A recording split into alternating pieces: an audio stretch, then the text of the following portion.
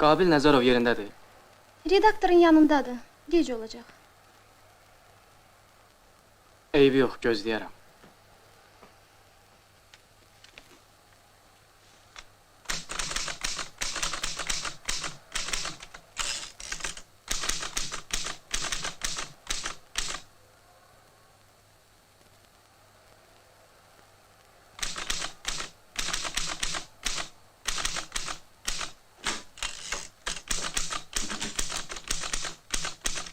Gülə, soruşan olsa yoxam.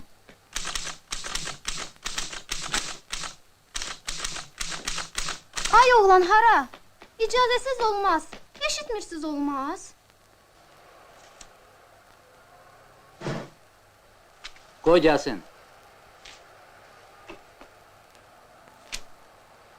Keç əyləş. Otur.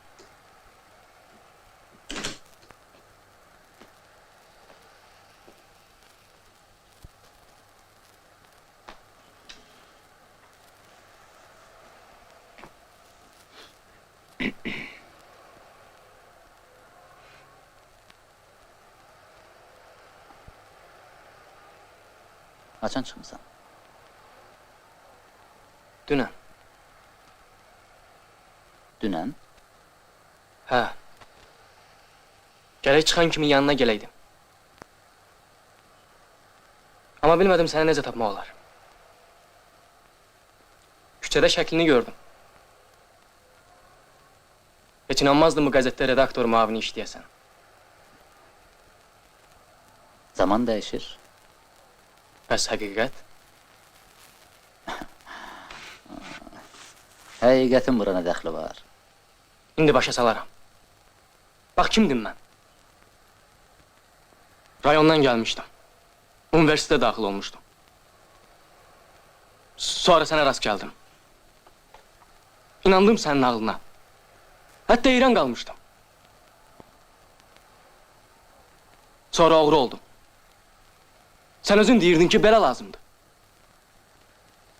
Uğradığım bu pula partiyamı, təşkilat mı yaradacaqdınız? Beləliklə mən atanamın yeganə oğlu oğru oldum. Mənim arzularım tamam başqa idi. Amma mən oğru kimi həbs olundum. Valideynlərim tab gətirməyib öldülər. Onda mən türmədəydim. Arvadım da birlikdə bircə oğurluğa getdiyim Adilərə getdim. Hər şeyi sənin məsləhətinlə öz zərmə götürdüm. Sən axı bilirsən bütün bunlardan sonra nə oldu? Bu hadisədən sonra çoxlarını tutdular, təşkilat dağıldı, mənim heç bir günahım yoxdur. Bütün bunlar hamısı öz yerində. Pulun var?